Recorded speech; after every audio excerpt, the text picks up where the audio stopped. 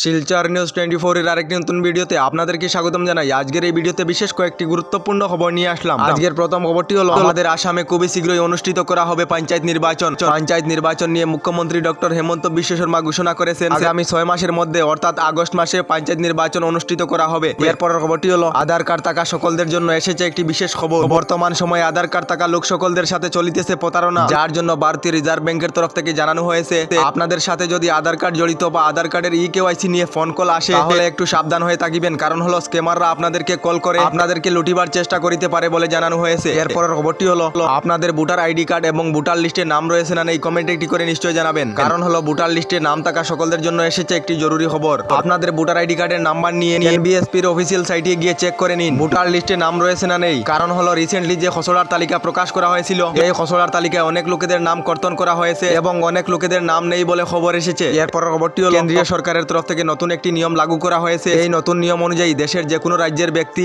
যে কোনো পরীক্ষার প্রশ্ন লিখে জড়িত থাকে তাহলে তাকে 10 বছরের জেল এবং 10 কোটি টাকা জরিমানা করা হবে। এই নতুন নিয়ম লোকসভায় গৃহীত করা হয়েছে বলে খবর এসেছে। এরপরের খবরটি হলো পিএম কিষাণ সম্মান নিধির লিস্টে নাম থাকা কৃষকদের জন্য এসেছে একটি বিশেষ খবর। কেন্দ্রীয় সরকারের তরফ থেকে জানানো হয়েছে 27 ফেব্রুয়ারির মধ্যেই পিএম কিষাণের 16তম কিস্তি দেওয়া হবে, যার জন্য কৃষকদের পিএম কিষাণের ই-কেওয়াইসি সম্পূর্ণ না থাকে তাহলে শীঘ্রই পিএম কিষাণের ই-কেওয়াইসি সম্পূর্ণ করার জন্য জানানো হয়েছে। এরপরের খবরটি হলো গাড়ি মোটর বাইক থাকা সকলদের জন্য এসেছে একটি বিশেষ খবর। আসামের পরিবহন বিভাগের তরফ থেকে জানানো হয়েছে 29 ফেব্রুয়ারির আগেই গাড়ি মোটরের কাগজপত্র ঠিক করার জন্য, কাগজপত্র ঠিক না করিলে রাস্তায় জব্দ করা হবে আপনাদের গাড়ি বলে জানানো হয়েছে। এরপরের খবরটি হলো প্রধানমন্ত্রী নরেন্দ্র মোদী দেশের সকলদের জন্য করলেন একটি ভালো ঘোষণা। প্রধানমন্ত্রী নরেন্দ্র মোদী জানিয়েছেন দেশের সকল গরিব লোকেদেরকে বিনামূল্যে বিদ্যুৎ দেওয়ার চেষ্টা করিতেছে কেন্দ্রীয় সরকার। তার সঙ্গে প্রধানমন্ত্রী নরেন্দ্র মোদী জানিয়েছেন খুবই শীঘ্রই দেশের 1 কোটি পরিবারের ঘরের সাথে সোলার প্যানেল লাগানো হবে। এরপরের খবরটি হলো রাজ্যের লাখ লাখ মহিলাদের জন্য এসেছে একটি দারুণ সুখবর। প্রতি মাসের মতো এই ফেব্রুয়ারি মাসের 10 তারিখে মহিলাদের অ্যাকাউন্টে দেওয়া হবে টাকা। 10 তারিখের 10টার সময় অরুণোদয় আঁচনি, বিধবা পেনশন, বৃদ্ধা পেনশন এবং দিব্যাঙ্গ পেনশনের টাকা দেওয়া হবে,